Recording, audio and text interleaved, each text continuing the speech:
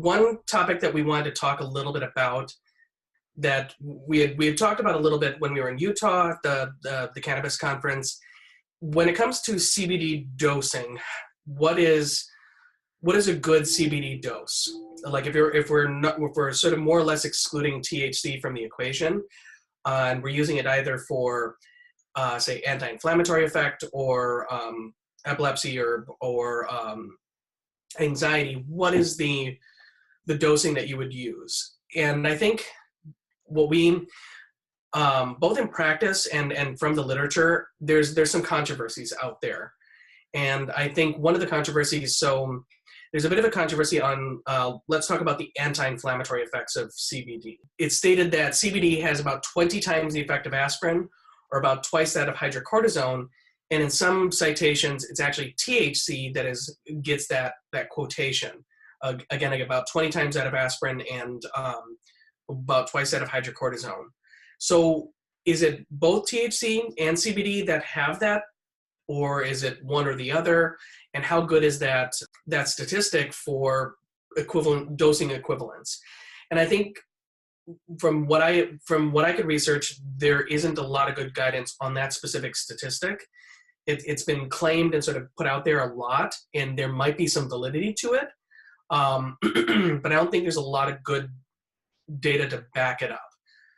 However, that being said, if you made an assumption about, like, you want to dose CBD for anti-inflammatory effect, and that you want to assume that's true, that then say like aspirin, like 500 milligrams or about 650 milligrams actually, about 4 to 6 times per day is an anti-inflammatory dose for aspirin.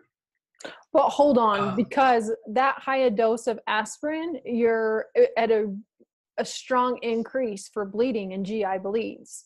Very true. Very true. And it's at actually high risk for salicylate toxicity as well. That puts it on the edge of the 4,000 milligram general limit for aspirin for pain. However, the off-label uses for aspirin specifically for inflammation range up to 7.3 grams. Oh, wow. So between 2.1 to 7.3 grams is the inflammatory dosing for aspirin. That's off-label. Anything above 4,000 milligrams is way off-label. But 650 milligrams, 6 times per day is 3,900 milligrams per day. It's the sort of absolute limit. Okay, so then what we need to do is we need to clarify, okay, because we have aspirin, we have NSAIDs, we have COX-2s on the market, and I don't know how, we haven't even talked about I guess COX-2s and NSAID, and then we have cannabis. So I think we need to differentiate. Okay. So there's aspirin, which is an anti-inflammatory that has a number of other properties. It's a mixed COX-2 inhibitor that also tends to thin the blood by affecting the platelets and reduces the ability of platelets to bind, and that's how it thins your blood. NSAIDs, generally speaking, like ibuprofen, meloxicam, ketoprofen, your Vioxx, your Celebrex, right? Well, Celebrex gets into the COX-2 inhibitors. Okay. So the mixed COX inhibitors are things like ibuprofen, naproxen, ketoprofen, things like that. And so there's COX-1 and COX-2. COX-2 is what we call inducible. It's inducible, so usually by direct injury or whatnot. That's how it actually is activated. And so we thought as drug scientists that by producing COX-2 inhibitors, we would target the inducible portion of the pathway. That means that when you are having active inflammation that's due to injury or exacerbated, like bone on bone rubbing, that targeting COX-2 would be a safer way of creating a drug. So that's where they came up with the COX-2 inhibitors. They were intended to be safer versions of NSAIDs that had fewer side effects because they did not target COX-1. Turns out, not the greatest idea, because those COX-2 inhibitors seem to actually increase heart attack and stroke risk, especially in patients vulnerable to it. So NSAIDs, generally speaking, increase heart attack and stroke risk. And we hoped that we would get better side effects with COX-2 specific inhibitors, but we actually increases the heart attack and stroke risk. Oopsies. Now, THC and CBD mostly don't seem to affect the COX system specifically. They affect it via slightly different pathways, although CBD and THC do affect the arachidonic acid cascade, which, again, we're getting into sort of word soup, but that's sort of a similar cascade to what's happening with aspirin. Is immobilization of arachidonic acid is one of the first sort of cascading effects that happens with an NSAID, and sort of like is some of the rate limiting steps that just cause all the other things to fall into place below that. But THC and CBD and other cannabinoids are not COX-dependent inhibitors that reduce inflammation via other mechanisms than cyclooxygenase. So COX is just cyclooxygenase. It's a specific enzyme. And THC and CBD mostly don't operate through that. CBD may have some COX-2 inhibition characteristics to it. It's probably how so THC has memory effects. It can reduce short-term memory to some extent, though that disappears over the long term and tends to fade within 72 hours of discontinuing use. However, it seems that COX-2 inhibitors and CBD both inhibit the memory impairing effects of THC. And it may be through a COX-2 dependent mechanism that works. We're not entirely sure. So CBD may have some COX-2 inhibition in there a little bit, but for the most part, THC and CBD and the cannabinoids avoid the COX-1 and 2 pathways and have their effects on inflammation separately as compared to how the other NSAIDs operate. And I know that wanders into the weeds a bit. Yes, it does, because you had my head spinning. Where my head kept going was because you ended up saying that it affected in the brain. I was like, well, because I know that it affects serotonin and dopamine, and and I was like, well, but in my mind, I've never connected serotonin and dopamine with COX-2 because those are different receptors, right? But is that... Are you referring to the memory portion of that or the inflammatory? The memory portion of that. The memory portion of that is not... So it doesn't have to do necessarily with serotonin and dopamine, although there might be some role of that. What it has to do with is when you are operating on a day-to-day basis and you are forming memories, when you go to sleep, you actually go through a phase of erasing a lot of those different memories. And resetting and erasing those pathways is actually very much a part of both solidification of memory, important memory, and forgetting of unimportant memory. And those mechanisms are depolarization-dependent phenomenon that are related to calcium channels and a number of other complex phenomenon. But what THC and CBD are doing in the brain for memory are changing that ratio a little bit. So THC, from a broad neurological standpoint, makes it easier to forget memories, including ones you don't need to have anyways. Most of the memories you collect, if you remembered every single detail of every motion, every action, you go insane. Mm-hmm. And so most of your brain is actually solidifying only the pathways that are important and forgetting the rest. And that happens during your sleep. And what THC is doing is shifting that ratio a little bit, so you're forgetting a little bit more than on average than you would normally. And it also tends to increase over the long term, it increases the density of white matter in the brain over gray matter. And so white matter is sort of like the connective highways that make you make a whole lot of different sub-connections, where gray matter is sort of the more high processing, specific function-oriented brain matter. And so this is actually useful in the treatment of PTSD, because what happens in PTSD is you can't forget a memory, an incredibly traumatic and horrifying memory or memories, and THC and cannabinoids help you forget some of those memories you really don't need to have and are actually traumatic and causing problems in your day-to-day life. So there's some that reduction, that effect on memory is both positive in terms of medicinal effect, especially when treating certain forms of severe anxiety and PTSD, where people are remembering things that they shouldn't remember.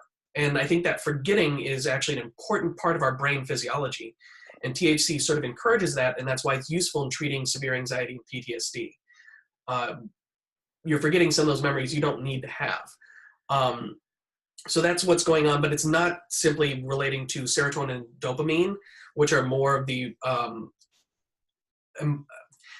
it gets complicated, but those are more of the receptor potential receptors. So that these are changing essentially how much current is going through a specific pathway will define whether it's hardened and solidified in memory versus not. So the more information goes through a pathway, the more repetitive, like say you're playing racquetball and that pathway is being used, that pathway gets more current going through it and it solidifies and that memory solidifies. Does that make sense? Mm-hmm. And it doesn't necessarily involve dopamine and serotonin all that much as a direct effect of those neurotransmitters. Those are more like dopamine in terms of feeling good, solidifying reward pathways. So certain types of behavior that you get a dopamine reward for in your brain, and that can solidify pathways via these same mechanisms that THC is operating under. But it's dopamine centers on the reward pathways, and serotonin generally centers on some of the more emotive pathways, where people have emotional connections and things like that. So, for example, MDMA or ecstasy causes a vast dump of serotonin into the brain. Basically, you dump all of your serotonin, and it increases your empathic feelings dramatically, and people feel very connected with other people and loving and that sort of thing. So when you dump serotonin, it tends to increase that connectedness, that emotional feeling of connectedness with others, where dopamine is more strictly a reward system. But a lot of people, think that that's what cannabis is doing, like, or that, and I want to clarify that, because that's not what cannabis is doing. But there's a lot of people that just don't have enough information on the different drugs and the different mechanisms, and they classify illegal drugs all in the same classification just because of, I'm going to say ignorance, actually, and it's no fault of their own. It's no fault. You'd have to be. No, I think there's actual fault there. Do you? Because I do, because I think, so there's been 3 major commissions since the 1890s on essentially the long-term effects of cannabis and its risk for abuse. One was conducted by the British military, one was conducted by the US military in the 1920s in Panama, and the third is the Schaefer Commission in the early 1970s. And all of them showed, and these are military or government commissions, large year-long or greater studies. And they showed that cannabis had a low potential for abuse. It did not show the addictive potential of comparable medications, including opiates, alcohol, that were available at the time. And it did not show, so the Schaefer Commission very specifically said that no, cannabis is not a gateway drug, which is why Nixon ignored it. In fact, alcohol and tobacco, they're the gateway drugs. They're the ones that actually, from a sociologic and statistic perspective, drive you towards more aggressive drug use. So tobacco and alcohol, absolutely gateway drugs. Cannabis was shown not to be a gateway drug via over a year-long statistical analysis involving large populations. So we've known for quite some time that it does not have anywhere near the abuse potential of alcohol, opiates, benzodiazepines, amphetamines, and therefore it shouldn't be in category 1. And it does have medicinal benefit, and its medicinal benefit has been well documented since the essentially 3,500 years ago, and when it was used in Egyptian medicine. They actually show very specific cases of use, all the way back to 3,500 years ago, or 2,500 BCE. Mm-hmm. And so we have obvious medicinal use, we have very low abuse potential, and it's well documented in U.S. large commissions. Therefore, it should not be category 1. The U.S. has illegally put it in category 1. Why is that? Because I know the legal side of how things went down, and I think that's an important conversation for people to have too. Why I think it's complicated. It has to do with what was happening around World War II, and or the setup to World War II. A lot of racism goes into it. A lot of it goes back to, we don't like those immigrants. We really don't like all those brown people coming over. And I hate to say it like that, but essentially there was a really vast hatred of immigration back in 20s, 30s, and it wasn't just Germany that was against immigration and Jews and other populations. The U.S. was very much in the same vein, politically speaking. And so a huge amount of racism is inherent to that. An additional portion is that we really wanted to promote the use of American metal manufacturing and steel. And hemp was, Ford came up with a plastic-like composite derived from hemp that was 20 times stronger than steel and was a fraction of the weight, and he was going to put it on his cars. Well, the steel industry didn't like that very much, so there was a move to get away from industrial hemp, in addition to cannabis as a smoked like a drug that was driven by racism, and the other side of it was propping up U.S. metal industry.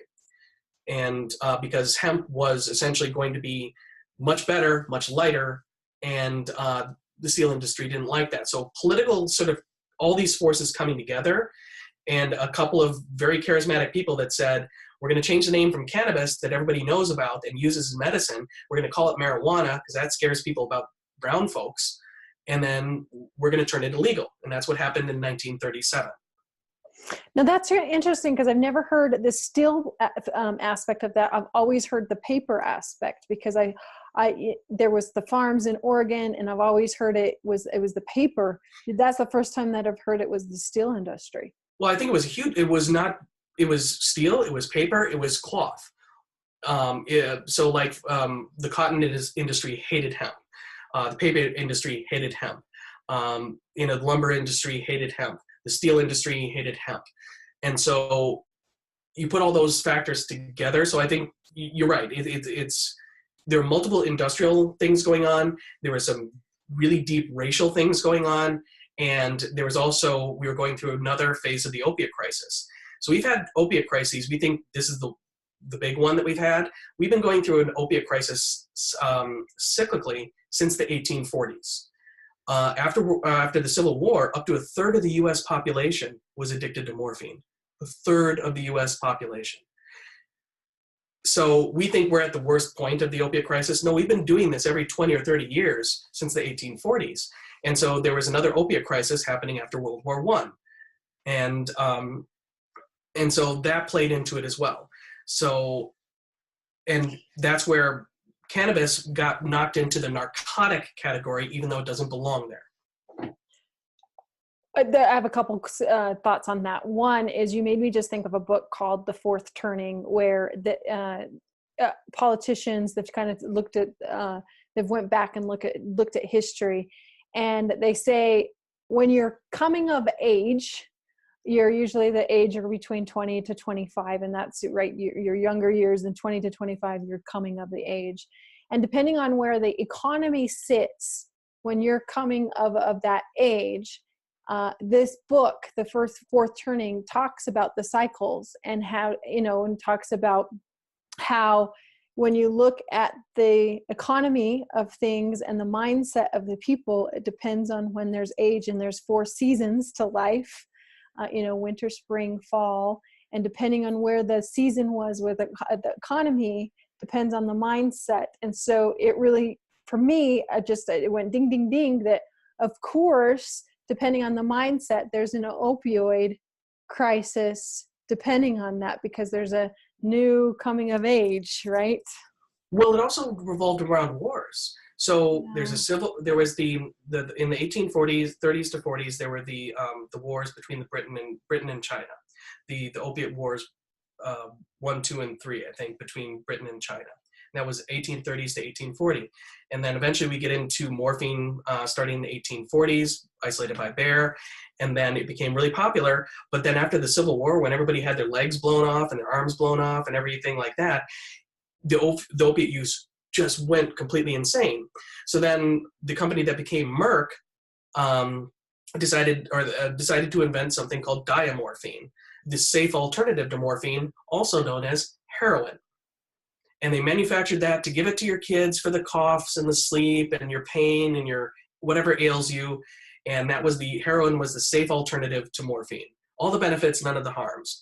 And a very small groups of people and families have controlled the opiate industry essentially all the way since its inception via Bayer Pharmaceuticals. And then you end up going to World War I. And after World War I, you have then another opiate crisis. And then you have another opiate crisis after World War II. Then you go to Vietnam, another massive opiate crisis in the 1970s that actually is where huge policy shifted really dramatically after Vietnam and Korea. And because so many people were coming back with opiate addiction, either they started while they're in the service or after they got out with their injuries. And so all these things are sort of happening. These cycles tend to go around near where we have wars as well as downturns in the economy. So like in after World War I, there's an association both with the Depression as well as with after World War I, all these vets coming back. So it's both economic as well as just sheer human on human violence that really influences this. But I think you're right, where they are economically also drives that. So you saw an increase in opiate use after 2008, and between essentially 2000 and 2015, there's been at least a 350% increase in opiate deaths. I can actually get the numbers, but the amount of deaths, and it further increased after the economic recession of 2008, increasing by double digits every single year. So there's a connection with violence and also with, I think, economic disparity and downturns and depressions that come from that. It really is, because I think I came across a statistic and it was like 1 in every 6 had the potential of being an opioid risk, and there, and the death toll was rising. And I don't know if that's an accurate statistic, but that's what stayed in my brain. You might know. Opiates are incredibly dangerous. If you wanted to look at a category as, I think cannabis is a much better, safer, long-term medication for pain, anxiety, etc., as compared to like opiates for chronic pain. I think opiates are incredibly terrible for chronic pain because they sensitize you to pain. The effective dose and the lethal dose are about this far apart. And so it's super easy to accidentally overdose, especially if you have a drink or you take a benzodiazepine on top of that, and you're literally, just inches from death while you're taking opiates chronically. And that's not the way it is with cannabis at all. Okay, so go ahead. Getting back to. Well, I was going to go back to, because we ended up not talking about the inflammatory process. We ended up in the brain of what was happening in the brain. We kind of I feel like we got sidetracked a little bit because there's a big inflammatory process that actually happens to the brain. So I kind of want to go back to that process. So not necessarily what's only happening within the brain, but the inflammatory process across the body in general. Cannabinoids are acting, their inflammatory effect are much broader than our standard NSAIDs. And that's both through activity at CB2 heavily. So THC's activity at CB2, but also other effects at mobilization of arachidonic acid, direct effects on increasing the growth of T regulator cells. So there's T cells that are regulatory. They actually tone down other T cells from overreacting. There are increases of regulation of those. It decreases the secretion of most interleukins. So interleukins are chemicals that cause an increased immune response broadly. And cannabinoids, via multiple mechanisms, decrease the secretion of almost all interleukins except for interleukin 10, which it actually increases the production of interleukin 10, and interleukin 10 is involved in decreasing immune response. It also has direct effects at TNF, or tumor necrosis factor alpha, and also both THC and CBD have effects at PPAR gamma. Sorry. Quite all right. Now I know that gets into a lot of word salad, but let it suffice to say that THC and CBD are novel NSAIDs that have much broader activity on reducing inflammation and immune modulation without immune suppression. So it's not like hydrocortisone, which actually suppresses your immune system, makes you more vulnerable to becoming sick. They're much more broadly effective than other NSAIDs that we have available and has almost none of the side effects. There might be minor blood thinning that happens, but almost completely non-detectable.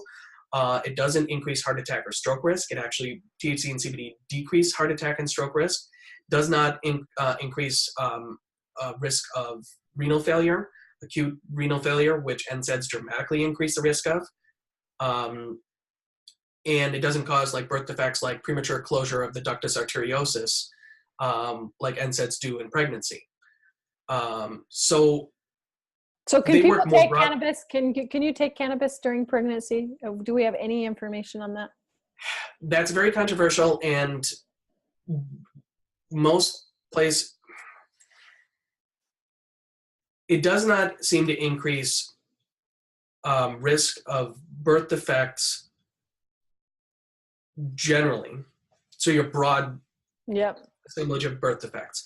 That being said, it does seem to affect neuronal development in infants, embryo, or in utero, and in young children. And the consequences of that effect on their neurology is less well defined. And so we tend to be very much of the mind of try not to take much of anything when you're pregnant. We don't know the long-term risks, and taking cannabis may change their people's brain development such that in animal models, they seem to be less resilient to stress. They seem to form memories a little bit less well. They tend to have higher behavioral sort of responses, like outburst type responses. So they tend not to be as stable. So giving THC, and we don't know anything really about CBD, in utero or in young childhood has risks. And the risks are mainly neurological. Now, what does that really mean for patients? There's some patients that actually have to, really would benefit from that. And you have to weigh those risks. Medicine, I think the first thing you have to realize about medicine is that it is the controlled use of poison. That's your starting point. That's a good way to put it. That is I don't think we go into the medical profession as nurses, as doctors, or, we go into the profession thinking we're going to help people. And then we end up learning all these different, like you said, poisons. That's what we end up learning in school, and what's the side effect of those. And this is the disease. This is the side effect. I don't know if we spend in medical school and nursing school, whatever, I don't know if we spend the time understanding how detrimental they are to our bodies. Like the average person over the age 50 is on 5 or more medications. And even though we've studied these medications individually, we have never studied these medications and being on 5 of them all together and how that interacts with the body. Like we've never done that. We don't know that. We don't know that information.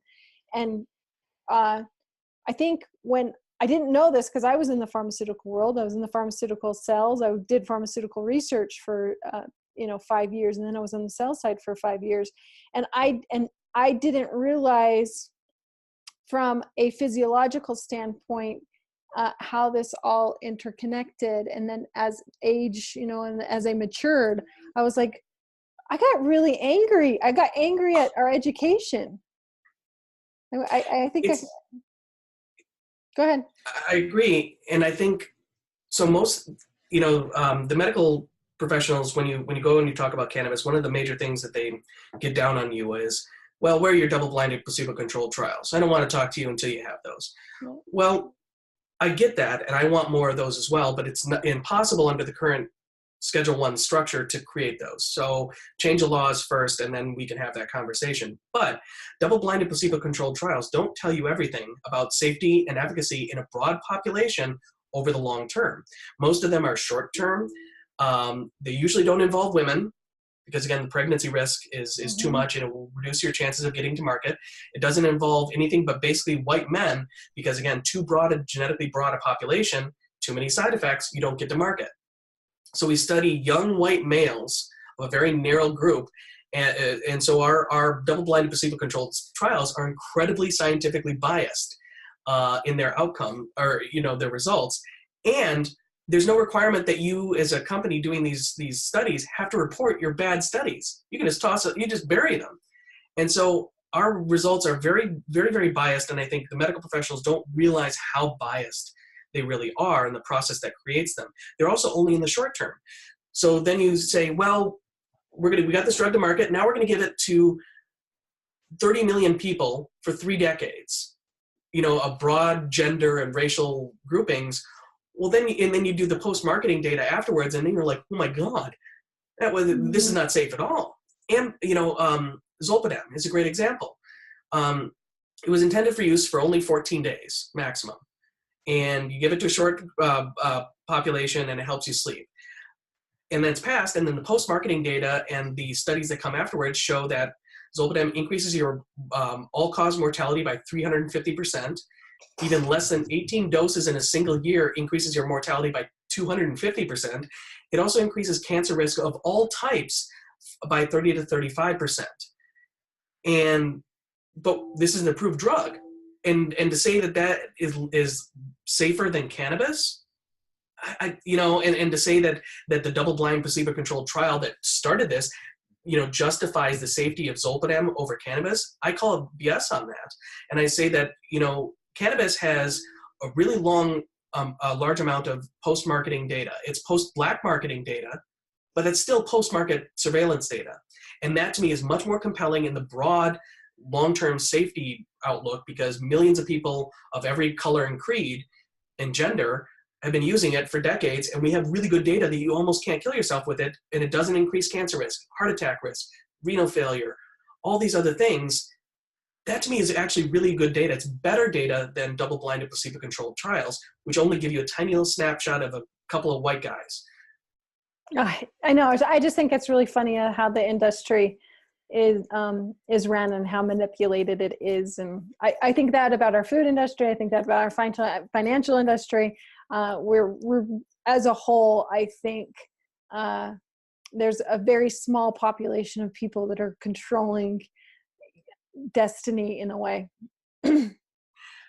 Jumping back to we've gone again a little bit, I think, askew of what we intended, and talking about CBD, and mostly like CBD alone or CBD dominant inflammation dosing.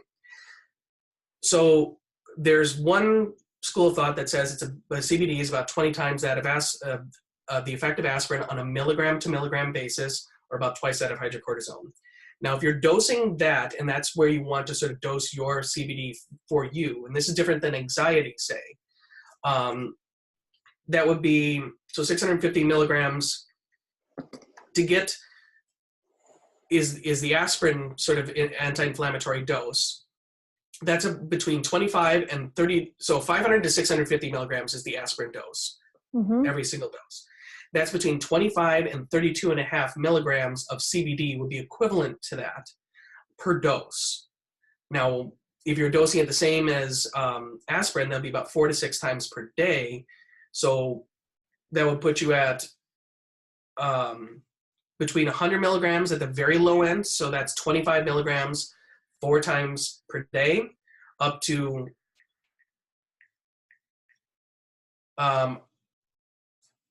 200 milligrams, which is 32.5 milligrams 6 times per day.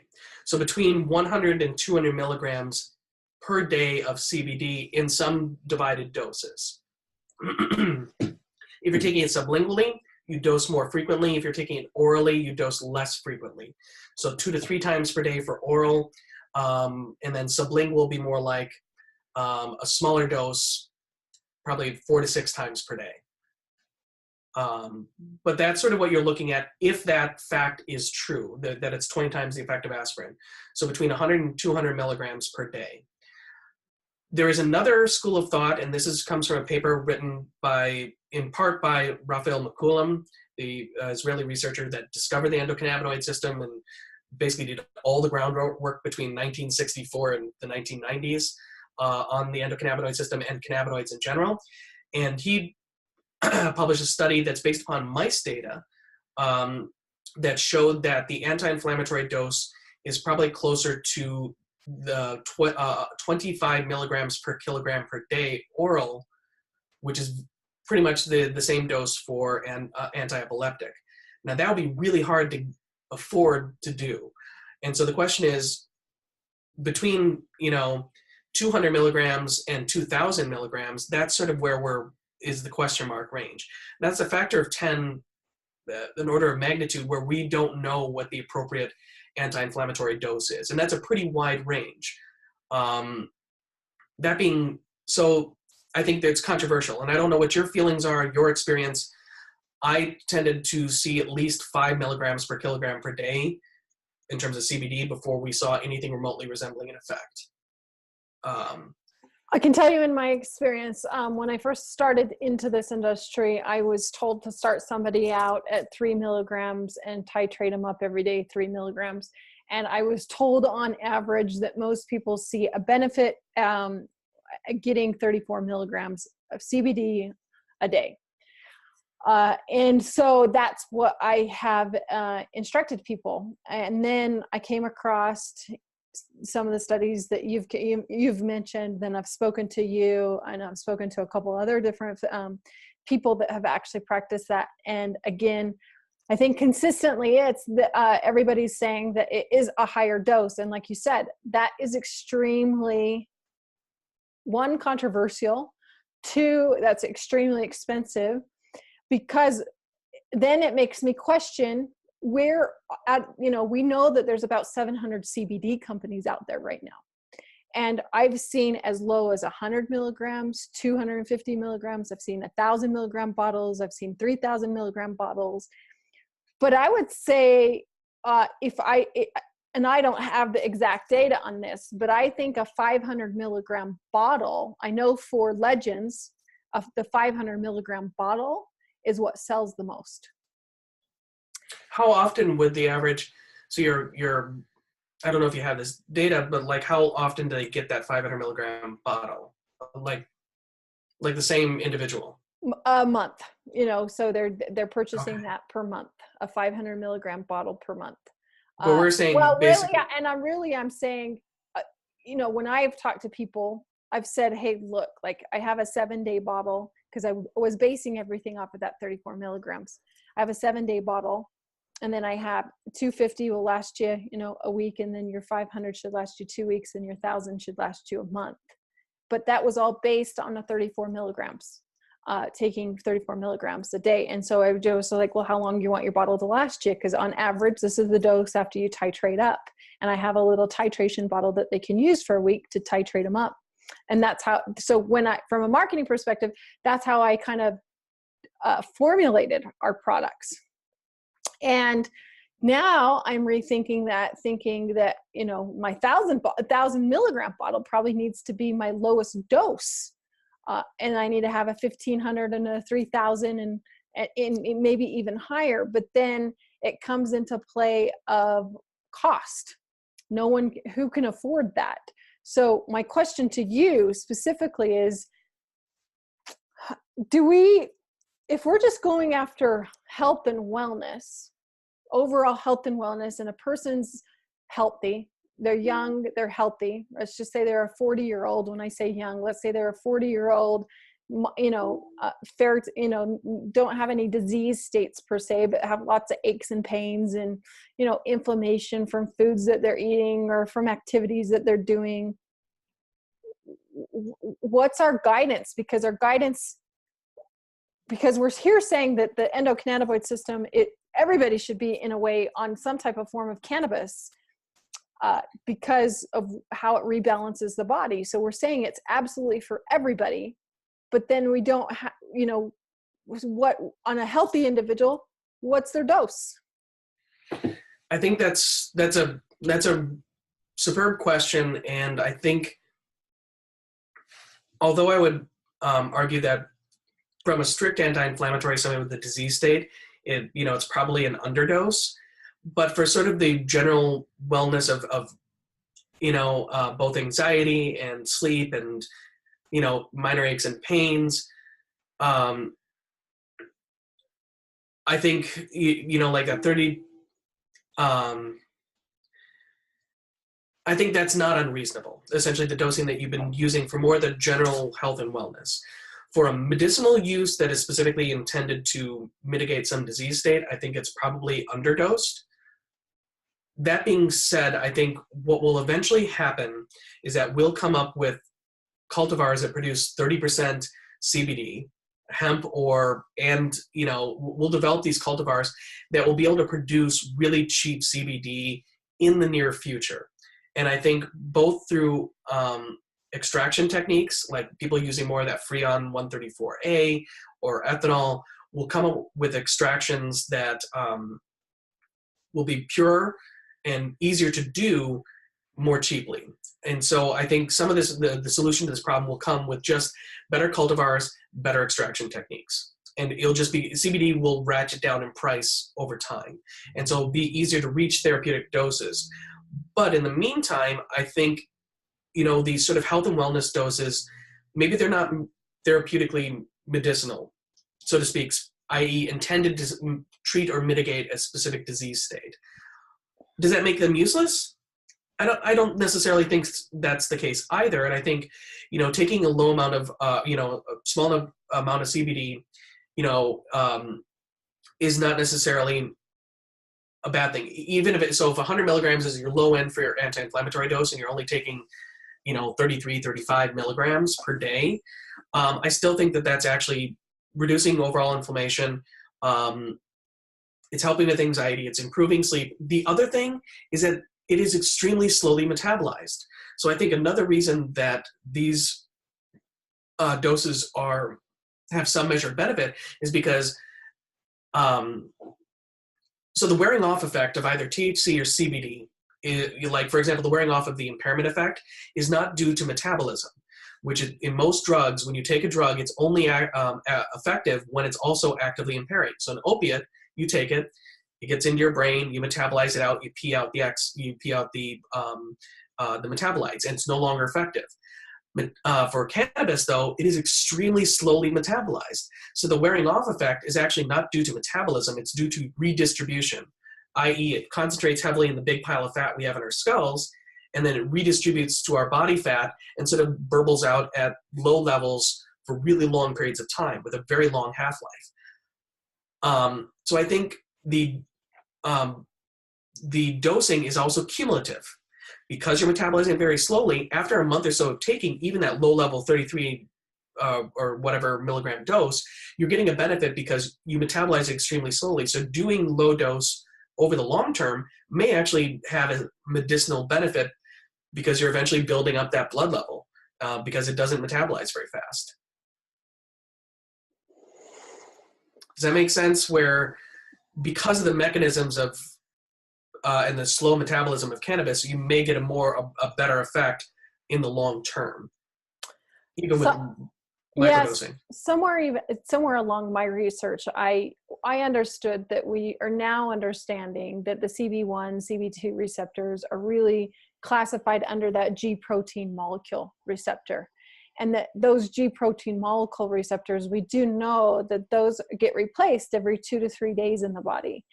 And I have,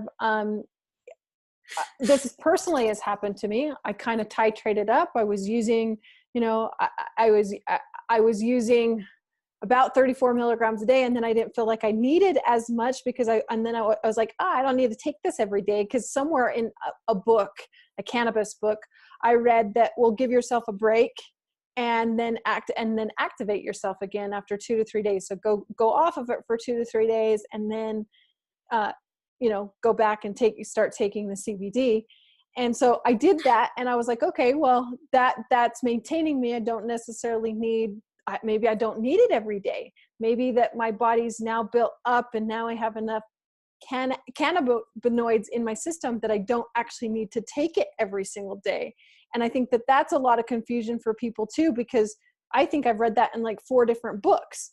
where titrate yourself up, you're good. Once you get good, then you don't have to take it every day. Take it every 2 to 3 days.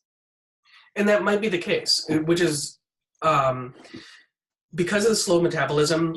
That's why I think people that are even vaporizing relatively low doses over the long term, the acute impairment effect goes away within 30 to 60 minutes. And then once you're taking that steady dose, though, for a few days, a few weeks, 4 to 6 weeks is essentially the time frame under which you gain maximal tolerance under any given dose. And that's basically that's how long it takes you to rewire how you're expressing your genes, is about a 4 to 6 week process. So once your dose is stable for 4 to 6 weeks, you're at maximal tolerance.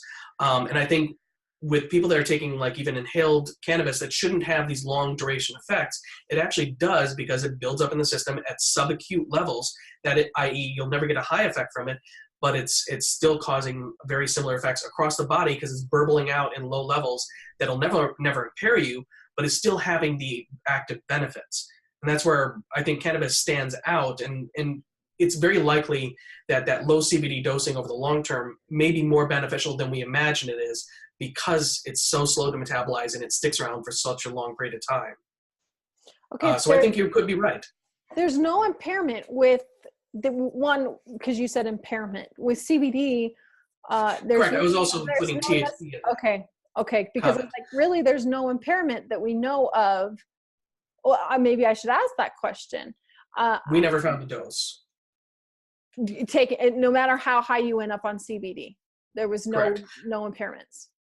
Correct. At the 20-to-1 ratio of CBD to THC, so it's not even pure CBD, it includes 20-to-1 ratio.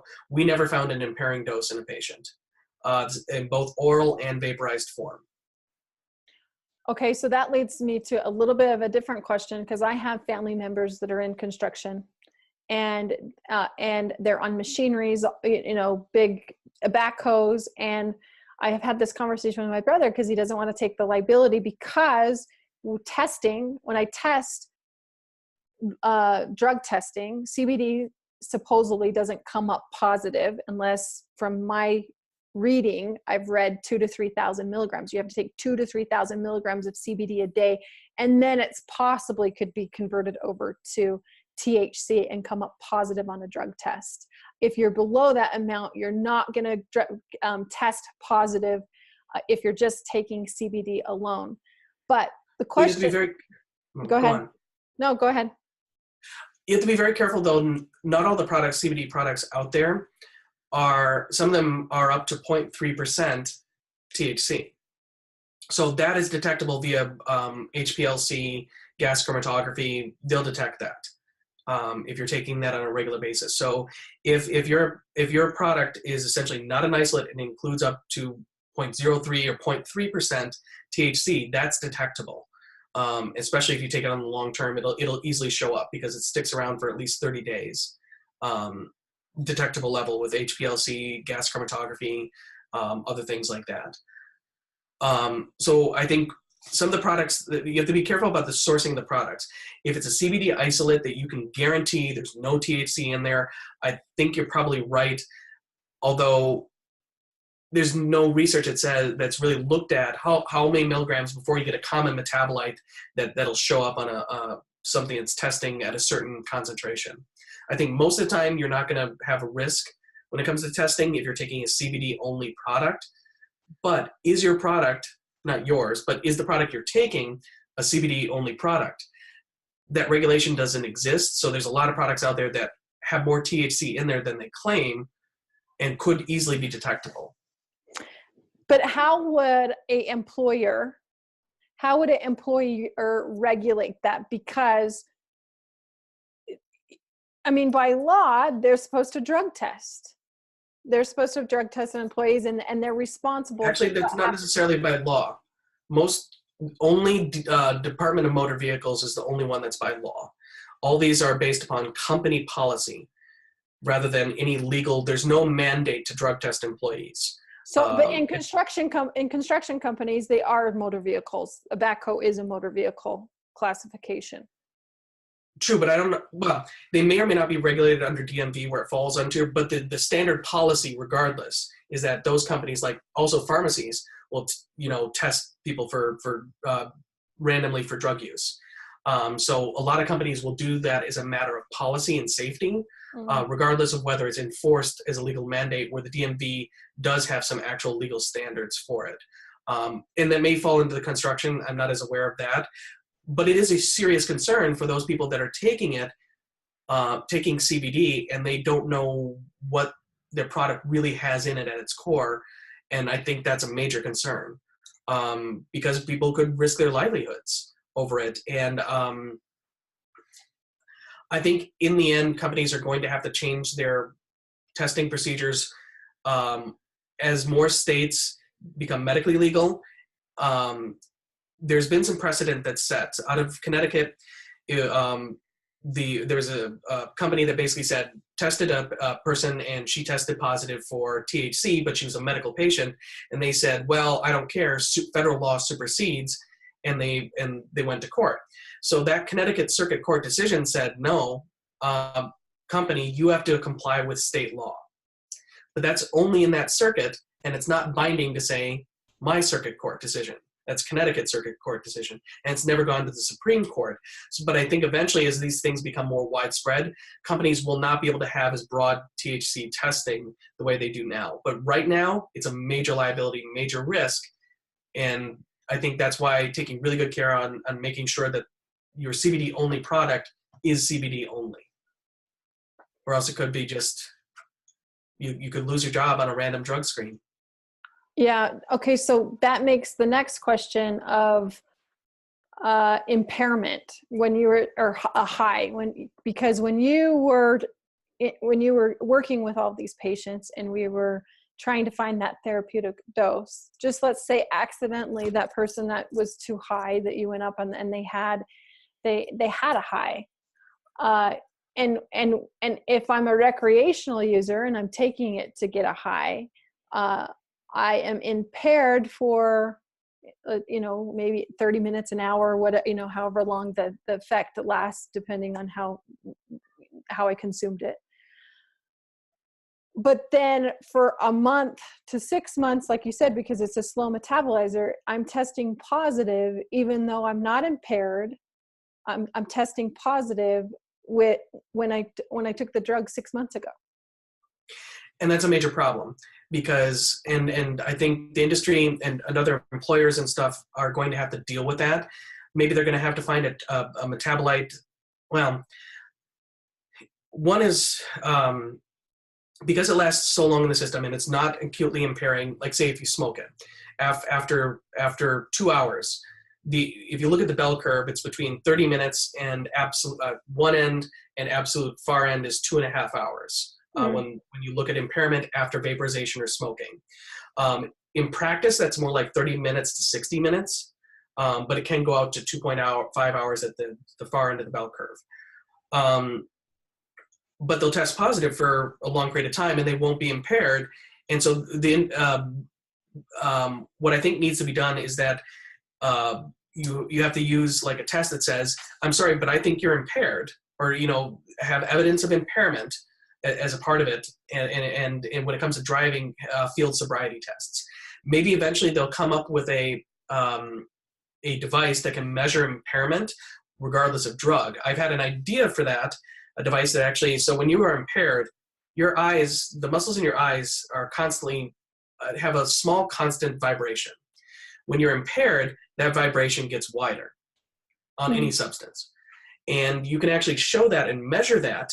And so I think developing a device that can measure your level or measure impairment regardless of substance is going to be more useful than blood testing or urine testing for cannabis.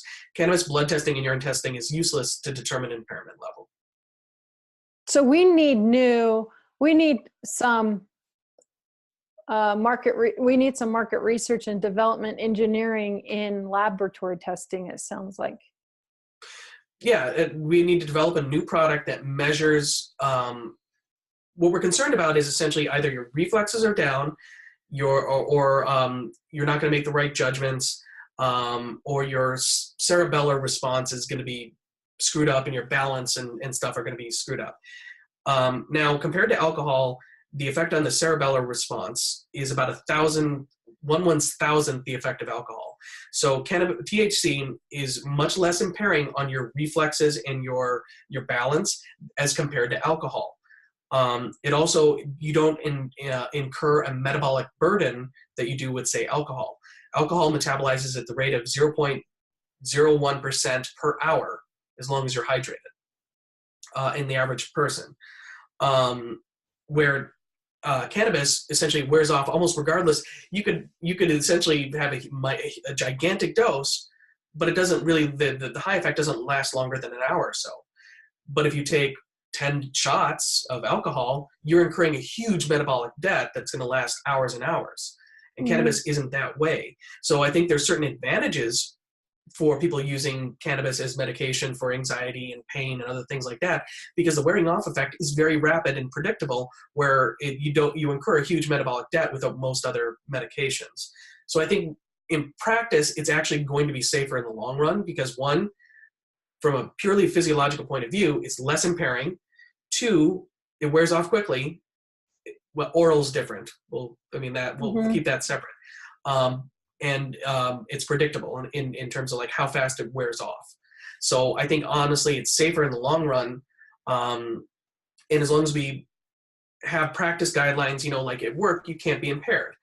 And if somebody thinks you're impaired, it has to be paired up with some sort of like field sobriety aspect to it. Like if it's hard though. Until they come up with a device that says, I can measure your eye movements, the vibration of your eye, and be able to say, oh, you're impaired. I don't know what you're impaired on, but we see impairment. So you have to come up with a measurable physiological device that measures a physiological impairment response. And that's possible. It's just new technology, and somebody's got to invent it. Well, maybe we just gave somebody an idea. Yeah, it's been an idea, but I'm not a doctor in that regard. But if you could probably come up with a device that would measure that and say you're impaired. Okay, so what else do we really need to know about dosing? Because I think we've kind of established with CBD. If you're taking a CBD isolate, there's most likely there's going to be no impairment. Most likely you're not going to come up positive on a drug test. And in an inflammatory, if we're taking it for general health and wellness, a lower dose is probably sufficient. But if we're using CBD for a medical component, we need to get up to possibly that 5 milligrams, 25 milligrams per kilogram a day. Is that an accurate summary? I would say so. I'd say on the low end, between 100 to 200 milligrams per day for a medicinal dose, an anti-inflammatory specific dose, up to 25 milligrams per kilogram. So it's between 200 milligrams and 25 milligrams per kilogram per day. That's probably the medicinal dose range. But because it's metabolized so slowly, you're taking it over a long period of time, you might be able to do a much lower dose over the long term and still get a benefit from it, both from a health and wellness perspective, but maybe even from you have a medical condition, pain, inflammation. And so maybe that lower dose over the long term, I think there's still a window for that being effective in the long term. Okay, so I think we've covered CBD. Now let's talk about the dosing if we have a ratio when we're adding THC. Is that changing if I add THC? Yes. And I think the overall dose, so they're working synergistically together, and I think the overall milligrams per kilogram per day that you need for THC is fractional as compared to CBD. Granted, they're working different ways. CBD is indirect, THC is direct. So in general, for example, the 1-to-1 ratio is what we use the most often. And starting around 2 to 2.5 milligrams based upon THC was sort of a good place to start. That tended not to be very impairing at all. It tended to give a little bit of a minor impairment, barely in most patients, and then increasing every 3 to 5 days by 2.5 milligrams per dose tended to keep that in check. So where people would increase, when they increased from 2.5 to 5 milligrams, they tended to get it for a couple of days. They felt a little bit off, but not like impaired off. Like, and for most patients, increasing by 2.5 milligrams every 3 to 5 days kept that impairment effect at bay, but still allowed you to titrate up in a reasonable period of time, so it didn't take forever to reach your end dose. If you choose a higher CBD ratio, that impairment effect plunges pretty dramatically. So at like 4 to 1 CBD to THC, I think you could increase that dose a little bit more aggressively. I'd still probably stick with that every 3 days.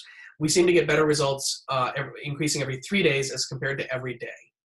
Why? I think it has to do with the steady state, where it just takes a while to reach a steady level in your bloodstream. And don't increase the dose every day, or you're doing it a little bit too fast. Sort of like how we dose Coumadin.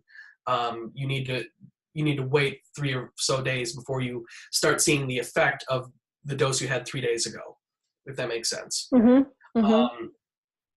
It won't make sense for every audience. I want to say this though, because I've been referencing all of my people to Dr. Moskowitz's medical cannabis book, and he has you increase 5 drops every day. And I'm not saying that his information in his book is inaccurate and Ethan's more accurate. I'm saying there's some confusion in the industry with dosing. And we have 2 different perspectives, 2 different physicians' perspectives on how that dosing actually should go about, Mm-hmm. or how we should move forward. And it sounds, from my perspective, sounds like you're more current, because the book that I have been referencing to was written a couple years ago. And so I think probably you're more up to date on the data and the information that is out there. And so I can't wait till we have all of your different lists, and we can say, okay, here's the dosing, and we can reference and send people your direction. I think it's in progress. Yeah. It's a work in progress, and my dosing is essentially I was helping patients get to a therapeutic endpoint, and a lot of that is practice and art and individualized, and it's not exact. And I think we're always going to operate with cannabis in a little bit of a gray space, and it's going to be very individualized, and we're going to have to, it's going to be both the practitioner and the patient working together to reach an effect range in a reasonable period of time that gets them there, but makes it so they don't feel impaired and they can't do their day-to-day. If you when in practice, if you ended up overdosing, like 71-year-old grandma comes in and you overdose her accidentally, you go too fast, she drops out. Our clinic, our patient retention data showed that if you went too fast, they would drop out, they get scared. And so you have to do it in a measured way that gets them there, but it's going to be very individualized, and it's evolving over time, where this is not static. And I think opinions in the end, where the guidelines are going to fall in 10 years, are going to be very different from what I've said or everybody said. And with CBD, I think you can be pretty aggressive. If it's CBD only, we almost don't have a toxic dose, and we don't have an impairing dose, and you can step it up really quite rapidly. THC is where you have to take the most care, and the most care out, especially in oral treatment. But we can use CBD where THC is involved. We can use CBD to mitigate those side effects. If you're doing it at a 1-to-1 ratio, much lower side effects, much lower impairment. 4 to 1 CBD to THC, again, much lower side effects, much lower impairment. You can be a bit more aggressive. So how those ratios pair out, you can choose that based upon your patient's response, individualized response. And this, to me, is why CBD isolate will always be around, is because we're not always going to get that THC CBD ratio, and people are going to get a high. They don't want a high, and we're going to use the CBD to bring them to take, because it has an opposite effect, to bring them right out of the high or the impairment per se. So in my opinion, a CBD isolate will always be around because of that factor. Absolutely. And it's going to be useful for both mitigating side effects and also reversing them, probably around at least so for example, if you have a 10 milligram overdose of THC, you suspect, you took your 10 milligrams and then it didn't get an effect and you took an extra 10 milligrams and now you're 10 milligrams over, a 200 milligram CBD dose should reverse that extra 10 milligrams. Okay, so I want to say that back to you. So make sure. So if I'm 10 milligrams over on my THC, I would need 200 milligrams of CBD to counteract that. Yes.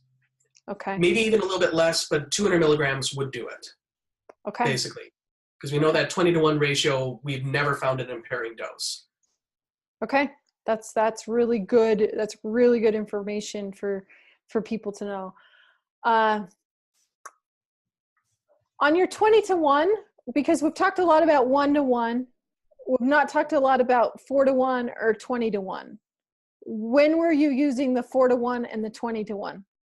We didn't at where I worked, because we didn't have, we had a 20-to-1 CBD to THC, and that was mainly used in pediatric epilepsy, almost exclusively, orally. We used the 20-to-1 CBD to THC vape in anxiety a lot with PTSD. But orally, almost exclusively pediatric epilepsy. We only then had a THC dominant and a 1-to-1. We didn't have those other ratios. Oh. The other company in the state has 1-to-1, 4-to-1, 1-to-4, 20-to-1 CBD dominant, pure CBD, and then THC dominant up to a number of different milligram concentrations. So the other company, Minnesota Medical Solutions, had much broader variety of things, where we might use 20-to-1 CBD to THC and THC dominant, is instead of using a 1-to-1 ratio, we'd use the THC dominant, a very small amount, and a small amount of the 20-to-1, and combine that slowly to reach some other ratio. But we would have to play with that math to essentially get a patient there. I think having some of those other ratios are useful.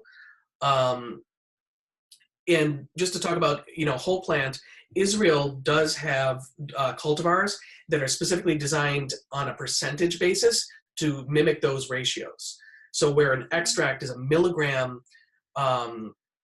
ratio of THC to CBD at milligrams per mil or whatever, Israel has standardized cultivars that have a THC and CBD ratio that's based upon percentage, and they have a whole medicalized specific list of cultivars that are designed to fit into those categories. So on a whole plant level, Israel's mimicked that on a percent basis rather than a percent weight basis instead of a milligram per mil basis. But it's still doable with whole plant products. And it includes 0% THC plant, which you can then vaporize or smoke. High CBD, 0 THC plant, whole plant. This is a little bit of a side note. A month ago, I was in Israel actually, and I thought that I would see. I thought I would see cannabis everywhere, and I hardly saw anyone smoking while I was there. I don't think I saw anyone smoking. I didn't smell the product. I didn't actually even come across, and I was there on a family vacation. But I thought it would be more visible, visible, and I was kind of shocked that it was not. It's just a different side note on that. But have you been to Israel? Because I know and talked to the scientists there. I have not been to Israel. I'd like to go. They're very much against the anything but medicinal use right now, and I think it's done in private in the home. It's not legal to do in public. So there's some reasons that you wouldn't see that, and tends to be very private. And their program is medicinal only, no adult use. I'd love to go though to see what how they do their program. I have read some of their practice guidelines. So they actually have guidelines that they put out every year for how to do cultivation, manufacturing, processing, and then clinical practice. And it includes those percentages in, from plant product and then also extract products. And I'll get those to you. We talked about this a little bit. So you can have that in PDF form, just because I think it's useful to see what they're doing from a medicinal standpoint. And they're including CBN is very common to include in that ratio as well. So they're doing THC, CBD, and CBN, and sometimes CBC and CBG. So they're actually starting to expand into those areas where we're not even close to really delving into. Mm-hmm.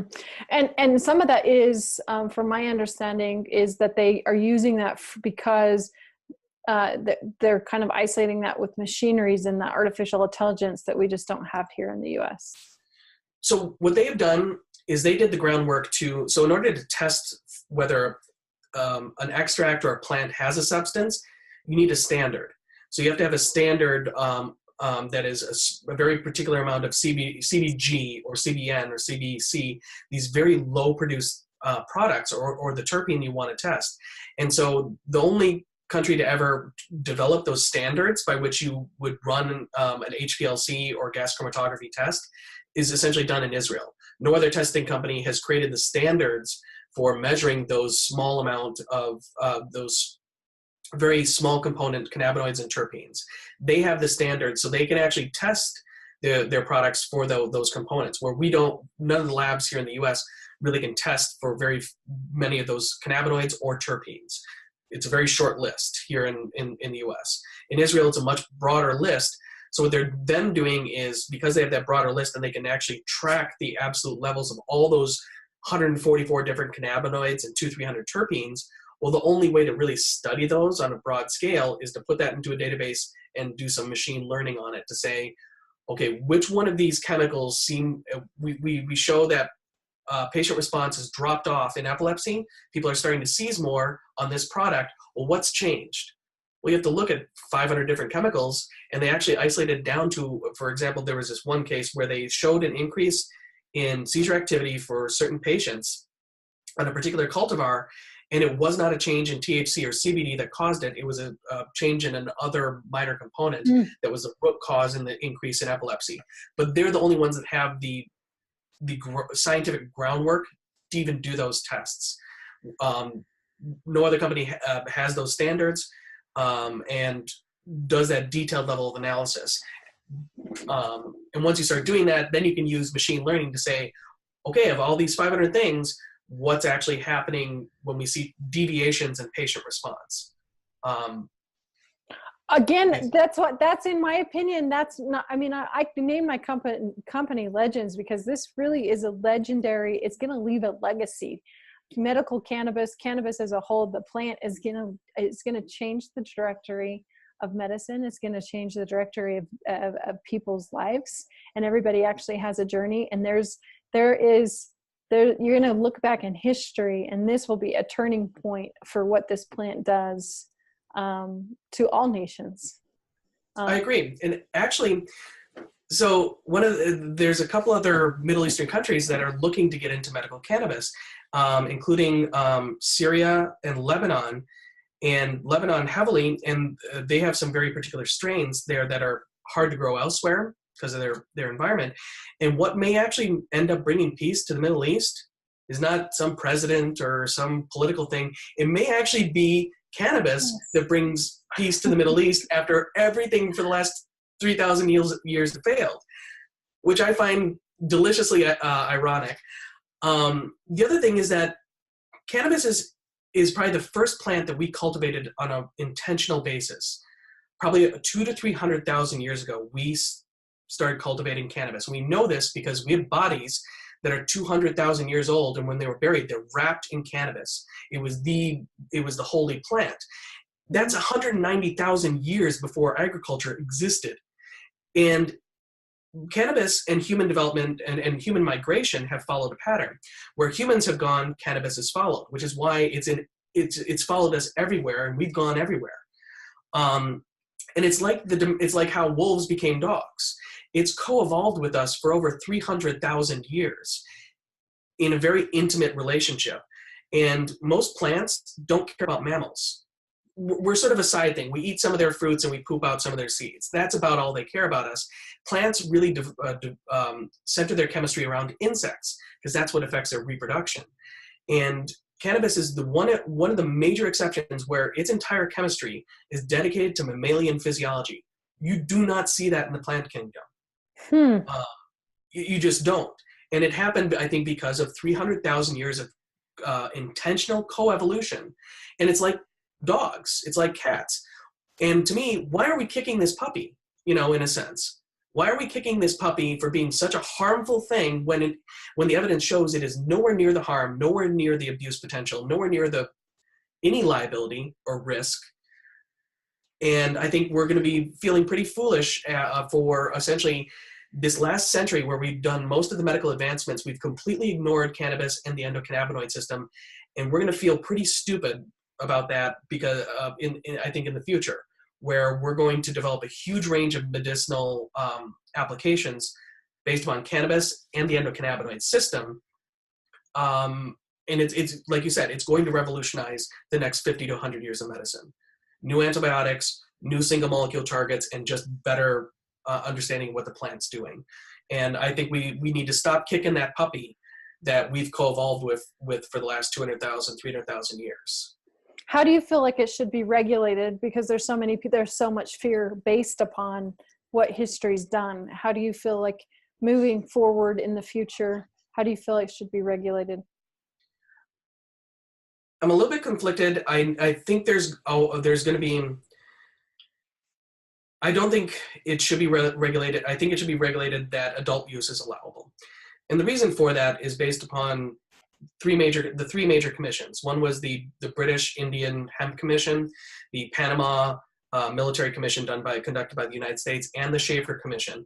All show that it has medicinal use and has very low risk for abuse potential or essentially social consequences, much less than that of alcohol. And I think states that have implemented adult use programs see a dramatic decrease in alcohol use, which is incredibly harmful, and show dramatic up to 50% in some of these states, which is terrified some of these alcohol industry folks. Some of which have really opposed cannabis legalization, and others have decided, wait, I don't think we can beat them, so let's join them. And I think that's the better perspective. So alcohol use drops precipitously, and so does opiate use, 35, 40% drop in use. Well, if you want to do a single thing to save more lives this year than any other action you can possibly make, essentially make cannabis legal and drop the opiate use by 30%. That'll save more lives than almost any other single political action you can do. And I think so. There's the medicinal side of it, and there will always be a medicinal side where they need professionals like you and me to help reach a therapeutic endpoint without having the high effect and or having impairment and stuff like that. That will always be there. But I think allowing adult use, there is sufficient evidence to support adult use, and it will benefit health overall. I think for patients that take it, whether it's recreational or otherwise, those people are going to have lower heart attack and stroke risks. They're going to have better glucose management, lower metabolic syndrome risk, lower cancer rates, and overall improvements in well-being. And I can't think of a single other category of drug that would do that, and lower pain. So honestly, the risk is low, the benefits are relatively high, and I think adult use regulation is probably where it needs to go. Reasonable use, and then medicinal use will follow from that. Okay, so on medicinal use, because there's so many healthcare professionals that don't understand, the dosing, they don't even understand the strains, how many different strains are out there. So, I mean, you and I are out there educating these medical professionals, but they're kind of like clueless. And then I'm in the state of Utah where they're wanting the health department and they're wanting one cultivar to dispense it. And I just think that is going to be disastrous for multiple reasons. One is we know that, a strain is grown very differently if it's an indoor grown in Utah versus an outdoor grow in Utah versus California. The cultivars come out, the terpene profile, the flavonoid profile comes out extremely different. And then I just don't want any Joe Blow nurse or physician just to be able to as we're talking, I feel like in my perspective, there needs to be some type of certification for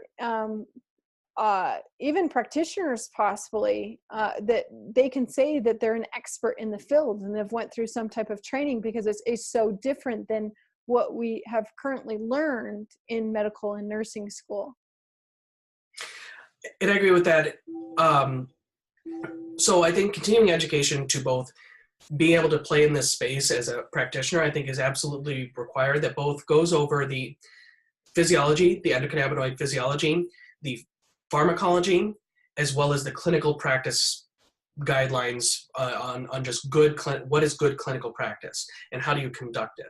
And I think continuing education that has those two major components, the basic pharmacology and physiology, and then the clinical aspects of it, I think are very necessary. And I think this is cannabis medicine, you very much have to hold the hands of your patients. There's no other real way of doing it. There's a steep learning curve, and it's very different than other meds. You can't just plop them into your pill box. There's a learning curve, and you very much have to hold the hands of your patients very carefully and get them there. Call them, like what we did is we would start out with a 2-week supply. We would sort of figure out what we were treating and what our basic plan was. I would send that plan to the doctor, including all the medication interactions, and then we'd send them home. And after 7 days, we would call them, make sure how everything's going. Within 2 weeks, they had their first return consult, and we'd do return consults optimally every 2 weeks until they were stable. And you really have to follow that process and hold their hands through that whole thing. And what I think, for example, what's going to be incredibly flawed in Utah is they're doing a central fill model, which is going to divorce your interaction, your ability to essentially talk with a pharmacist and have that hand-holding sort of, relationship to get to a therapeutic endpoint. What it's going to cause by its very nature is arbitrary use. You're going to get something that you pick up at a local health department, which is going to have no capacity to answer your questions or even deal with what they're dealing with. And you're going to pick up this up and you go, what the heck do I do with this? And you're not going to have that ability to, like, where you're going to have a consult and you're going step by step for 4 to 6 weeks or 4 to 8 weeks until you're stable and then you're confident. That's not going to exist in the current Utah program, where it's going to be super centralized and intended to sort of capture the revenue stream and intended to maintain control rather than really address patient need. Does that make... No, that makes total sense. But let's address the dispensaries, Nevada or Colorado and the dispensaries and how they've kind of rolled it out as well. Because in a part of me, one of my arguments here in the state of Utah is this is supposed to be a Republican state. Where are the Republicans in this? If they're trying to control it, they're trying to in a way socialize it and in a way. And if we would have let free trade come in and kind of help regulate, then all of that would have been figured out, and that wouldn't have cost state money. I agree. And what I found frustrating about the Utah process is there are so many different states and groups of people that have worked on this for the last half decade or so, and have avoided, or they've encountered certain potholes and they've avoided others. And Utah just really never wanted to involve anybody else's perspective or professional opinion on this. They really were very much navel gazing.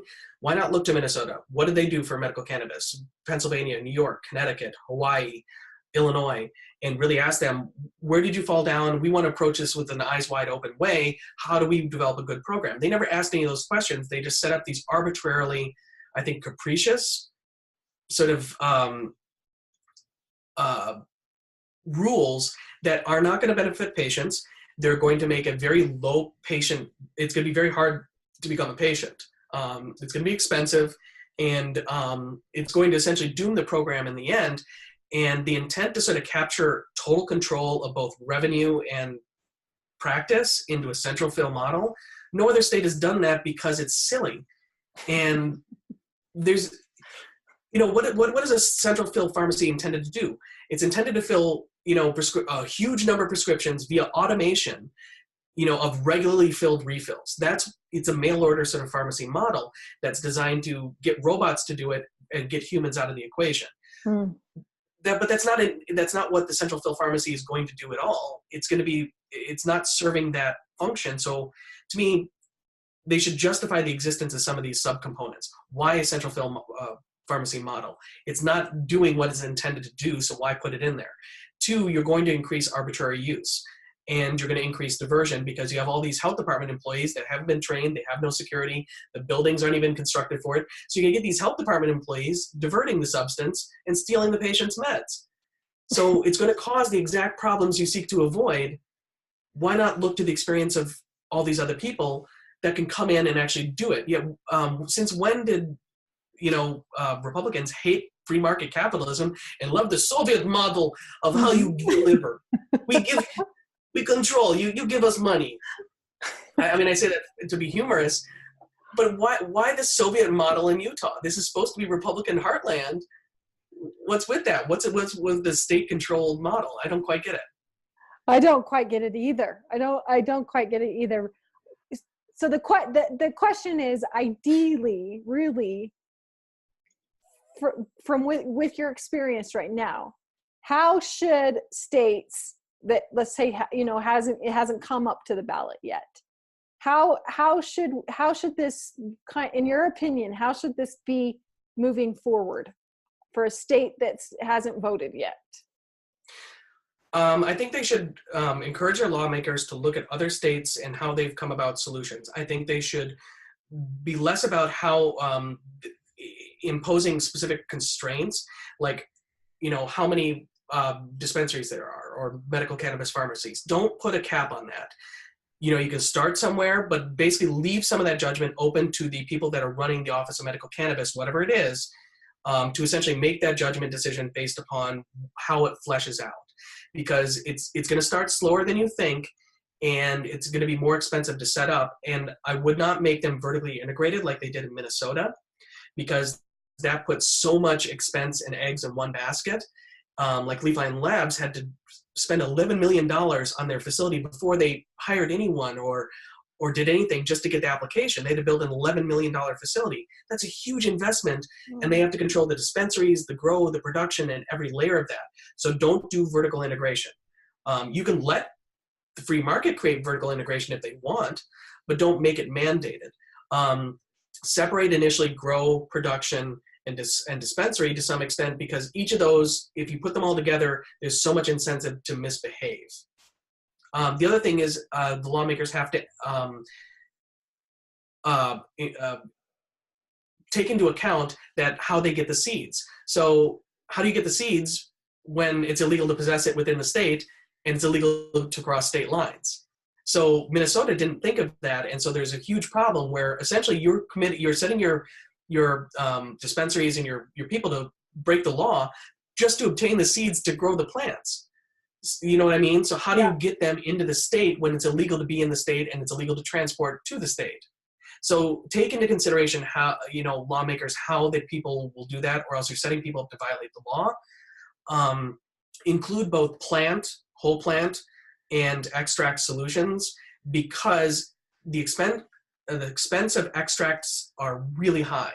And if you don't include plant-based products, which dramatically reduce the overall cost, you exclude a huge category of patients. And we have states that have done that, and have lawmakers reach out to those states that have done that and ask them, how did you do this? Ask those questions. Where were your pitfalls? Where were your successes?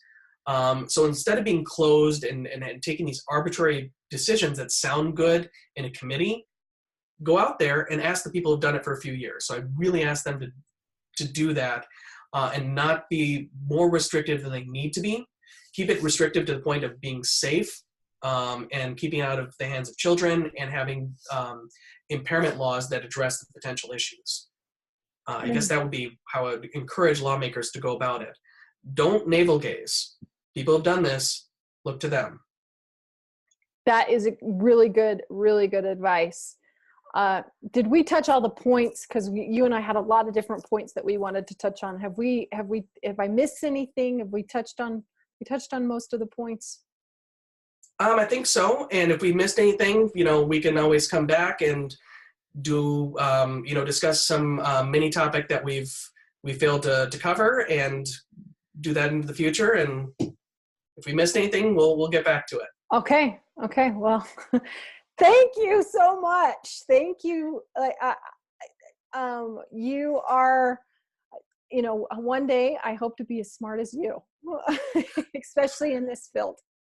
So thank you for doing the legwork and helping educate the practitioners, myself, so other people like myself can grow and develop and be leaders and become experts in the field, because we need more people to learn this education.